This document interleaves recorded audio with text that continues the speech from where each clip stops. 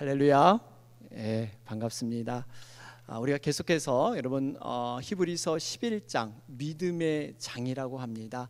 우리가 이 말씀을 가지고 함께 은혜 나누기를 원합니다.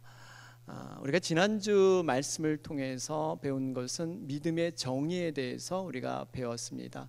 믿음은 바라는 것들의 실상이요 보지 못하는 것들의 증거다, 이렇게 우리가 배웠습니다. 믿음이라는 것은요, 사람의 어떠한 노력과 어떤 공로로 얻어질 수 있는 것이 아닙니다.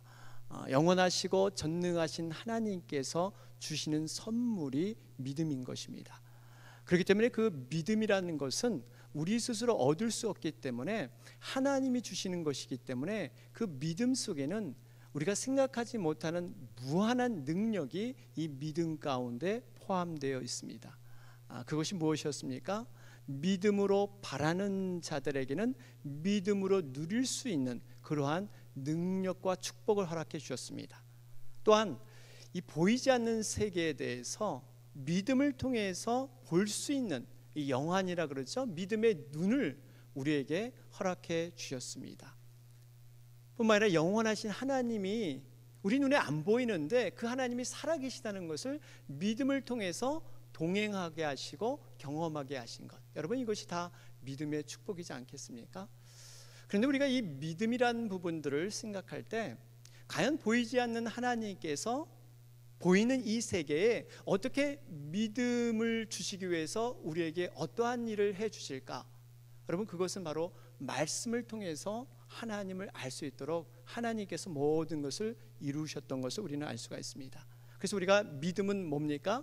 들음에서 난다, 이렇게 얘기하죠. 말씀을 자꾸 듣게 되면 우리가 이해돼서 믿는 것이 아니라 믿기 때문에 이해되어지고 하나님의 말씀이 풀어지는 역사들, 여러분 이것이 바로 믿음의 원리인 것입니다. 바울의 일행이 276명이었죠. 배를 타고 이렇게 바다를 건너가고 있는데 유라굴로라는 그러한 뜻밖의 태풍을 만나게 됩니다. 모든 사람이 이제 죽음의 그림자 안에서 이렇게 어려워할 때 하나님께서 그 밤에 하나님의 사자를 바울에게 보내주세요. 그러면서 하나님의 약속의 말씀을 사자를 통해서 바울에게 전달해 주십니다. 바울아, 두려워 말라. 너가 로마 황제 가이사 앞에 서야 하겠고 또한 너와 함께는 모든 일행들이 죽지 아니하고 살리라 하는 그러한 약속의 말씀을 전해 주십니다. 그럴 때 바울의 태도가 무엇이었습니까? 바울은 믿음을 통해서 그 말씀을 그대로 받아들입니다. 그가 고백하기를 사도행전 27장 25절에 이렇게 기록되어 있습니다. 나는 내게 말씀하신 그대로 되리라고 하나님을 믿노라. 그러니까 하나님을 믿는데 그 약속하신 말씀을 받아들여서 그 말씀을 그대로 인정했다는 사실이에요. 여러분 이걸 보면 믿음은 추상적인 것이 아니에요. 보이지 않는 하나님께서 보이는 세계에 말씀을 통해서 구체적으로 역사하는 것이 여러분 바로 믿음인 것을 믿으시기 바랍니다. 바로 그러한 말씀을 통해서 하나님은 인도하세요. 그래서 이 바울을 보면 그가 당장 지금 어떠한 나아진 상황이 아니었죠. 그는 여전히 풍랑 속에 있었고 어둠 속에 갇혀 있었습니다. 그러나 그가 믿음을 통해서 바로 말씀을 붙잡고 미래에 일어날 일들을 그는 이미 증거로 확실한 실상으로 그는 받아들였다는 사실이에요. 여러분 이것이 바로 믿음의 능력입니다. 우리가 흔히들 여러분 믿음 좋은 사람들 많이 부러워하잖아요. 어떤 분은 참 나도 저렇게 믿음이 성장하고 싶고 믿음이 좋았으면 좋겠다 하는 얘기를 많이들 하시는데, 여러분 믿음 좋은 사람들이 어떤 사람입니까? 뭔가 포부가 크고 어떠한 꿈이 크고 비전이 큰 사람이 여러분 믿음이 좋은 사람일까요? 아니면 어떤 분은 결단을 굉장히 잘 하시는 분이 있어요. 마음을 쉽게 바꾸는 분이 있습니다. 그런 분일까요? 아니면 뭔가 열심으로 어떠한 행위로 이렇게 봉사하시는 분들, 여러분 그 자체가 여러분 믿음이 좋다고 우리는 얘기할 수 있을까요? 우리가 믿음이 좋다는 게 과연 무엇일까요? 믿음이 좋다는 것은 살아계신 하나님의 말씀에 민감하게 반응하는 사람들이에요. 하나님의 말씀이 선포될 때 그 말씀이 정말 곧 나의 말씀으로, 나에게 주시는 그 영적인 양식으로 받을 수 있는 사람, 여러분 이런 사람들이 믿음이 훌륭한 사람이다 이렇게 볼 수가 있습니다. 왜냐하면 하나님은 보이지 않기 때문에 이 땅 가운데 말씀을 통해서 이렇게 나타내시고 그 뜻을 이루기 때문에 말씀을 붙잡는 자가 곧 하나님을 만나는 자고 하나님의 뜻을 순종할 수 있는 자이기 때문이에요. 이런 의미에서 믿음의 사람은요, 언제 가장 잘 드러나냐면 바로 하나님의 말씀이 선포되는 예배 때예요. 예배 시간에 믿음의 훌륭한 자, 믿음이 온전히 선 자들이 바로 이 예배 때 그 모습이 잘 드러납니다. 보이지 않는 세계에 하나님의 이 자신을 드러내는 시간이 여러분 예배이지 않습니까? 은밀한 하나님과의 만남이 예배 시간에 이루어집니다. 영적인 교감이 바로 예배 시간에 이루어지는 거예요. 우리 사람들의 눈은 잘 몰라요. 어떤 분이 정말 진정한 예배를 드리는지, 어떤 분이 제대로 된 예배를 드리지 않는지를 우리 사람들의 눈은 잘 모를 수가 있습니다. 그러나 그 중심을 보고 불국한 눈으로 그 마음의 그 중심을 보시는 그 하나님은 진정한 예배자를 알고 계신다는 사실입니다. 그리고 진실과 거짓을 판명하세요. 예전에 제가 이 한국에서 미국 오기 전에 그 TV 프로그램 가운데 한 가지 떠오르는 것이 이 진품 명품이라는 그러한 코너가 있었습니다. 아마 지금도 계속되는지는 모르겠습니다. 각자 집안에서 여러분 이렇게 갑옷처럼 진귀하게 내려오는 그런 물품들이 있지 않습니까? 그것을 보관하고 있는데 그 물품이 얼마나 귀한지, 얼마나 값이 나가는지 잘 모르는 경우가 많이 있어요. 그저 귀하다 그러니까 이렇게 보관을 하고 있는데요. 근데 그런 것들을 들고 나와서 이제 여러 전문가들이 이렇게 상의해서 그것이 진품인지 아니면 가짜 모조품인지 이렇게 판별하는 이러한 코너였습니다. 그래서 재밌는 것은 이게 자기가 가져온 물건을 이렇게 전문가가 감정하기 전에 자신이 생각했던 그러한 가격을 거기다가 책정을 합니다. 그래서 그 가격이 얼마쯤 될 것이다 이렇게 예측을 해요. 어떤 분이 이렇게 집에서 아주 귀하게 여겼던 그 그림이 있었습니다. 그 그림을 이렇게 갖고 나오면서 이것은 정말 이 조상대부로 내려오는 아주 진귀한 거라고 생각을 하고 보통 이 귀한 것이 아닐까 이렇게 생각을 하면서 이 가격에 몇 천만 원을 이렇게 적어 놓았어요. 그러면서 전문가의 이렇게 감정이 딱 시작되더니 한참 이렇게 돋보기도 들여다보고 이렇게 감정을 하더니 하는 말이 죄송하지만 이것은 모조품입니다. 진품이 아닙니다. 기껏해야 몇십만 원 정도밖에 나갈 수 없습니다. 이런 말을 듣게 돼요. 그럴 때 그 주인분의 그 얼굴 표정 완전히 실망감에 얼굴색이 변해갑니다. 반면에 또 이런 분도 계셨어요.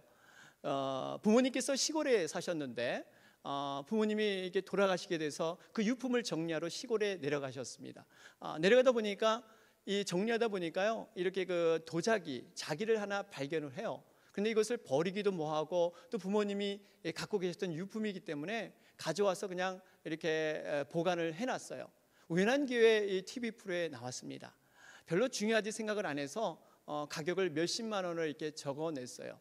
근데 전문가의 감정이 시작됐는데 전문가들이 다들 놀라는 거예요. 이것은 정말 진귀한 명품입니다. 이 작가가 지금 이 세상에 남은 몇 개 중에 하나가 바로 이 자기입니다. 이것은 아마 부르는 게 값일 거예요. 최소한 1억, 2억은 넘어갈 것입니다. 이 말을 들었을 때 그 주인이 정말 얼굴이 변하는데요. 세상에서 그런 기쁨이 없어요. 완전히 얼굴에 희색이 돕니다. 희비가 엇갈려요. 어떤 분은 진짜라고 생각을 했는데 가짜로 판명나고 어떤 분은 별거 아닌 걸로 생각했는데 진품으로 판명되는 이러한 일들이 그 코너에 있습니다. 저는 이것을 생각하면서 어쩌면 우리들에게도 영적인 세계에 이것이 그대로 적용될 수 있다는 사실이에요. 특별히 예배하는 사역에 있어서 우리들은 진정으로 예배하는 것처럼 겉모습에 보일지 모르지만 하나님께서는 그런 사람이 진정한 예배자가 아니다 판명할 수도 있고요. 그 반대인 예도 생길 수가 있다는 사실이에요. 성경을 보면 이 바리새인과 서기관들이 그랬잖아요. 그들은 유창한 기도를 했습니다. 예배 행위에 열심히 있었어요. 많은 기도문, 어려운 기도문을 줄줄줄 외면서 하나님의 나라를 그들은 소망하면서 그렇게 예배를 드렸어요. 모든 사람이 생각했습니다. 다른 사람은 천국에 못 가도 저 사람만큼은 천국에 가는 구원받은 백성이다, 이렇게 모든 사람이 생각을 했어요. 여러분, 오죽했으면 예수님께서도 이 바리새인과 서기관의 의를 보면서 너희도 그것을 본받으라 얘기를 하지 않았습니까? 너희의 의가 서기관과 바리새인보다 더 낫지 못하면 결단코 천국에 들어갈 수 없다. 물론 그들을 칭찬하는 거 아니었어요. 그러나 그들의 열심의 행위, 정말 그렇게 열심히 사는 그 모습을 너희들도 배워야 된다, 이렇게 예수님은 말씀하셨습니다. 그런데요, 심판관 되신 하나님께서 그들은 천국 백성이 될 수 없다, 이렇게 판명을 하셨습니다. 반면에 누가복음 18장에 보면 세리 한 사람이 등장을 합니다. 이 세리는 성전에서 예배 드릴 때 감히 눈을 들어 하늘을 바라보지 못했어요. 그는 땅을 보면서 가슴을 치면서 주님, 불쌍히 여겨 주옵소서. 저는 죄인으로서이다. 모든 사람이 생각을 했습니다. 야, 저 사람 자기 존재에 대해서 잘 알고 있구나. 그래, 당신은 죄인이지. 당신이 어찌 감히 이런 성전에 들어올 수 있어? 그런데요, 하나님께서 진품을 가리실 때 바로 그 세리가 진정한 하나님의 백성이다. 다른 사람보다 그 순수한 마음, 가난한 마음을 하나님은 즐겨받으시기 때문에 그 사람이 바로 천국 백성에 가는 백성이다, 이렇게 진품으로 하나님께서 판명해 주셨습니다. 오늘 본문의 말씀을 보면요, 바로 그러한 비슷한 예가 이루어지고 있습니다. 가인과 아벨의 제사예요. 가인은 자신이 제사를 드릴 때 적어도 내 제사는 받아주지 않을까, 나의 이 열심의 행위를 하나님은 알지 않을까 하는 그런 마음으로 제사를 드렸어요. 그런데 하나님은 네 제사는 가짜이기 때문에 연락할 수 없어, 이것이 하나님의 대답이셨습니다. 그러면서 아벨의 제사만 받으셨다, 이렇게 기록되어 있습니다. 우리가 이 부분을 보면 그냥 제물만 받으신 것이 아니라 창세기 4장 4절 5절을 보면 여호와께서 아벨과 그 제물을 연락하셨다 그랬고요, 가인과 그 제물을 연락하지 아니하셨다 그랬습니다. 그러니까 우리가 예배 드릴 때 단순히 제물만 올려드리는 것이 아니라 그 제물과 함께 그 사람이 온전히 함께 그 삶에서, 그 마음에서, 그 진심에서 함께 제물과 함께 동일시돼서 올라간다는 사실입니다. 이러한 그 예배를 하나님은 보고 계시는 거예요. 그런데 이 가인의 제물을 우리가 생각해 보면요, 이 가인이 과연 정말 이렇게 아무 성의 없이 그냥 무심코 뽑아서 그냥 골라서 드린 그러한 제물이었을까? 여러분, 이러지 않았을 거예요. 본문에 등장하는 가인도 최소한 그 열심의 행위, 제물의 외적인 형태는 거의 비슷한 그러한 정성을 다 드렸을 것이다, 우리는 추측해 볼 수 있습니다. 여러분, 우리가 한번 생각해 보면 이 가인과 아벨의 제물만 우리가 비교해 보면요, 여러분, 가인은 많은 농산물 중에서 소출을 드렸습니다. 여러분, 농산물은 한두 가지가 아니죠. 여러 가지 농산물이 있습니다. 많은 것들을 이렇게 올려드리면 겉으로 보기엔 굉장히 풍성해 보일 수 있어요. 아벨은 반면에 이 짐승에서 한 마리, 양의 그런 좋은 것을 잡아서 이렇게 드리는 것, 어떻게 보면 양적으로 보면 어떻게 보면 가인의 제물이 더 훌륭해 보일 수가 있습니다. 또 한 가지는 여러분, 이 그 제물을 가꾸는 과정을 좀 우리가 생각해 볼 수가 있습니다. 여러분, 가인은 농사 짓는 사람이었어요. 여러분, 농사 짓는 사람이 쉽겠습니까? 아니면 이 짐승을 기르는 사람이 쉽겠습니까? 제가 1부 때 이걸 여쭤봤더니 어떤 분들이 짐승을 기르는 게 더 어렵다 그래요. 왜냐하면 요새 이 광우병이나 이런 바이러스가 많기 때문에 실제로 어렵다고 이렇게 얘기를 하십니다. 제가 이렇게 드리는 예상하는 대답이 아니셨어요. 여러분, 농사 짓는 사람이 참 어렵죠. 왜냐하면 씨를 뿌리고 뭐 잡초도 제거하고 때에 따라 거름도 줘야 되고 비가 안 오면 그 비를 또 이룰 수 있는 이런 물을 줘야 되고, 사실 많은 정성이 농사 짓는 사람이 어렵습니다. 어떻게 재물의 어떠한 그 정성을 봐서는 어떻게 보면 참 농사 짓는 사람들이 더 정성껏 드렸다 이렇게 생각할 수도 있습니다. 그런데 오늘 본문에서 분명히 얘기하기를 가인의 제사는 잘못됐다, 아벨의 제사가 옳다, 이 하나님은 판명하셨어요. 그 기준이 뭐였습니까? 오늘 4절에 보니까 믿음으로 아벨은 가인보다 더 나은 제사를 하나님께 드렸다. 그 기준이 믿음이라는 거예요. 아벨은 믿음으로 제사를 드렸는데 가인은 믿음으로 드리지 못했습니다. 그로 인해서 아벨의 그 제사는 진품의 제사였고 가인의 그 제사는 가짜 물건의 그러한 제사였습니다. 하나님은 그 중심을 아셨어요. 그 중심을 분명히 보고 계셨습니다. 이 하나님이 그 중심을 아실 뿐만 아니라 또 하나는 예배 드리는 본인, 그 예배 드리는 자도요, 그 예배가 진정한 예배인지 아닌지를 스스로 깨달을 수가 있어요. 어떻게 알 수 있냐면요, 우리가 창세기로 돌아가 보면 이 창세기 4장 5절에 보면 이렇게 얘기가 전개가 돼요. 가인과 그 제물은 연락하지 아니하신지라 가인이 심히 분하여 안색이 변하니. 그러니까 가인과 제물을 연락하지 않은 것을 가인이 알게 되었다는 거예요. 그래서 얼굴색이 변하게 됩니다. 이 말씀은 무슨 의미가 있습니까? 가인이 분명히 영적으로 이 예배가 올라가지 않았다 하는 것을 느꼈다는 거예요. 아벨의 예배는 하나님이 받으셨고 자신의 예배는 받지 않았기 때문에 그가 느꼈기 때문에 얼굴색이 변했던 거예요. 우리가 이 부분을 이렇게 떠오르게 되면 예전에 주일학교 다니신 분들은 많이 생각이 나실 거예요. 그 그림들이 아마 떠오를 겁니다. 아벨이 제사를 딱 드렸더니 그 연기가 쫙 일직선으로 하늘로 쫙 올라가잖아요. 그런데 이 가인의 예배를 딱 제사를 드렸더니 연기가 하늘로 가지 않고 옆으로 쫙 퍼져가는 것, 그걸 보면서 가인이 얼굴이 막 울그락불그락해지면서 뒤돌아가면서 완전히 썽을 내는 장면, 여러분 이런 그 그림이 떠오를 거예요. 과연 예배가 우리 눈에 보이게 하나님께 올라갔는지 안 올라갔는지 우리가 판별할 수 있을까요? 그렇진 않습니다. 우리 어린이들의 이해를 돕기 위해서 쉽게 표현한 것이고, 사실 예배는 영적인 행위예요. 우리는 알 수 없어요.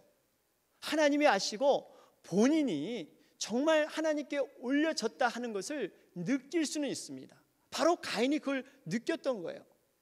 그러면 이 가인은 결코 예배에 대해서 무지한다든지 무관심하지 않았어요. 예배가 뭔가를 알고 적어도 하나님이 원하시는 예배가 어떤 것인가를 가인은 지식적으로는 분명히 알고 있었다는 사실이에요. 그런데 이 가인이 왜 실패를 했습니까? 바로 믿음으로 드리지 못했기 때문에. 왜 아벨의 제사만 하나님은 받으셨을까요? 그리고 과연 믿음으로 드리는 예배가 과연 무엇을 의미할까요?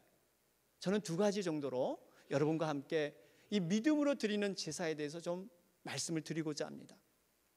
첫 번째는요, 믿음으로 드리는 제사가 무엇이냐면요, 나의 방법이 아닌 하나님의 방법으로 하나님의 요구대로 드리는 예배가 바로 믿음으로 드리는 예배입니다. 하나님께서는 분명히 가인과 아벨을 함께 부르셨을 거예요.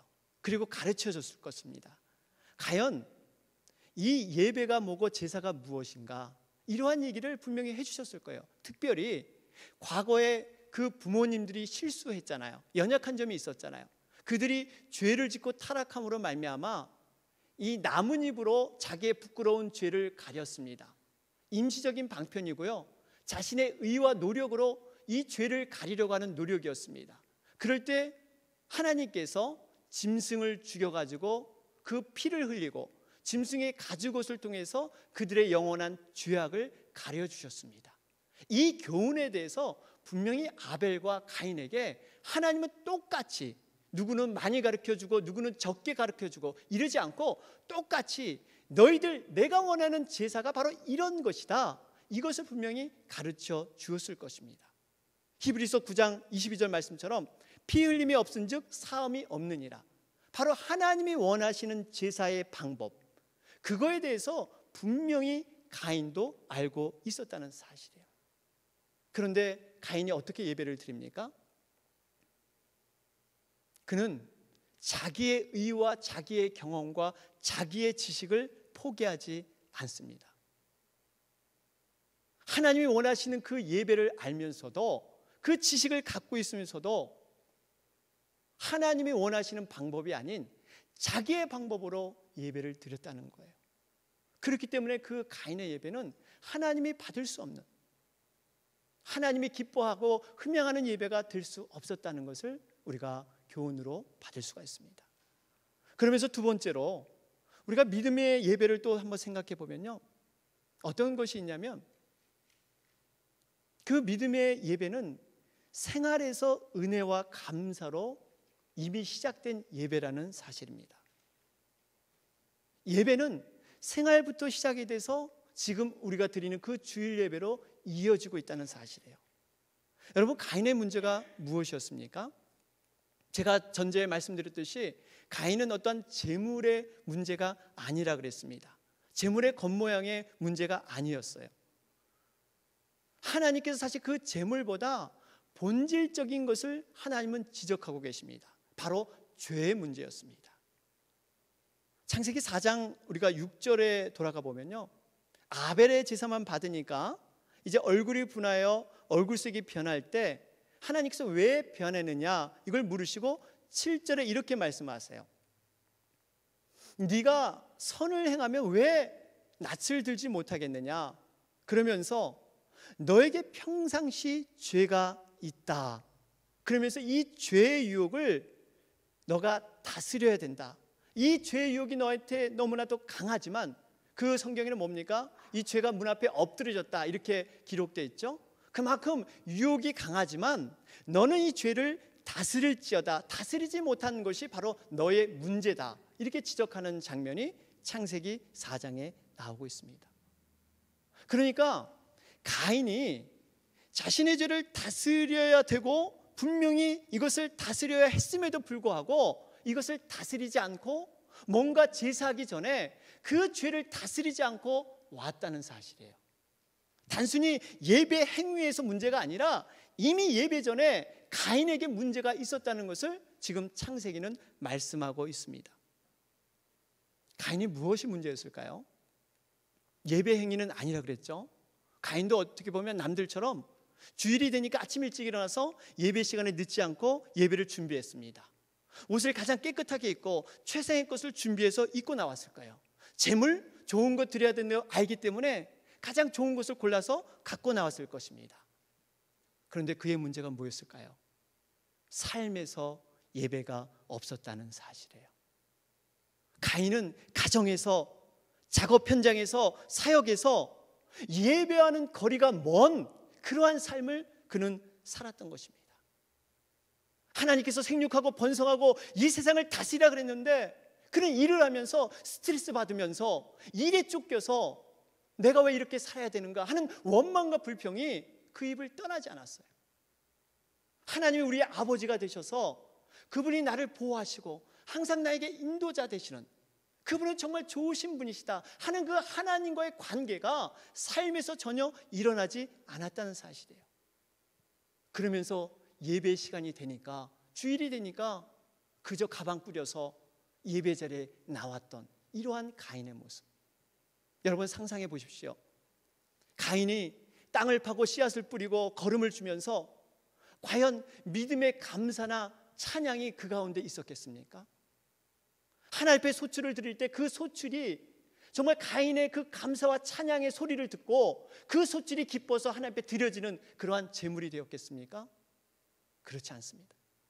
하나님 바로 이것을 지적하신 거예요. 그러나 아벨은 어땠습니까? 아벨은 그 양들을 돌보면서 정말 자신에게 하나님이 허락한 모든 환경과 하나님이 허락한 그 은혜들을 감격했습니다. 푸른 초장으로 나를 인도하시고 쉴만한 물가로 우리 양들을 인도하시는 그 하나님에 대해서 그는 감사와 찬양이 있었어요. 그 삶의 그 아름다움이 있었기 때문에 그 드리는 소출마저도 하나님이 기뻐하시는, 그 기뻐하시는 예물이 되었다는 사실이에요. 가인과 아벨의 차이가 바로 거기에 있는 거예요. 예배 행위에 열심히 있는 것이 아니라 이미 예배 전에 있었던 삶의 문제들이 하나님은 터치하길 원하시고 그것을 회복하길 원하시는 것이 하나님의 마음이셨어요. 주님은 말씀하시죠. 시편 100편 4절 말씀에 감사함으로 그의 문에 들어가며 찬송함으로 그 궁정에 들어가서 그에게 감사하며 그의 이름을 송축할지어다. 감사함으로 with thanksgiving, 찬송함으로 with praise. 이게 무슨 말이에요? 우리가 예배 가운데 나올 때 우리가 준비해야 될 제물이 바로 감사와 찬송이라는 거예요. 은혜라는 거예요. 그저 빈손 들고 그저 우리가 주섬주섬 챙겨서 나오는 것이 아니라 한 주간의 삶에서, 우리의 삶의 현장에서 하나님께서 얼마나 우리에게 감사를 주시고 우리에게 은혜를 주셨는가, 그 제물을 하나님은 갖고 나오시라는 거예요. 그 감사와 찬양이 하나님께서 가장 기뻐하시는, 가장 흠양하시는 그러한 제물이다, 이것을 지금 말씀해 주고 있는 거예요. 사랑하는 여러분, 우리는 어떻습니까? 오늘 드리는 이 예배 가운데 정말 하나님께서 기뻐하시는 감사와 은혜의 제물이 여러분 있습니까? 우리가 드리는 제물은 어떤 것입니까? 그저 경제적인 가치로 소출이 많아서, 어떤 양이 많아서 하나님 이걸 기뻐하시는 게 아니에요. 그 소출 속에 우리의 감사와 우리의 찬양과 우리의 은혜가 얼마만큼 깃들여져 있느냐, 거기에 묻어져 있느냐, 이것을 보시기를 원한 줄 믿습니다.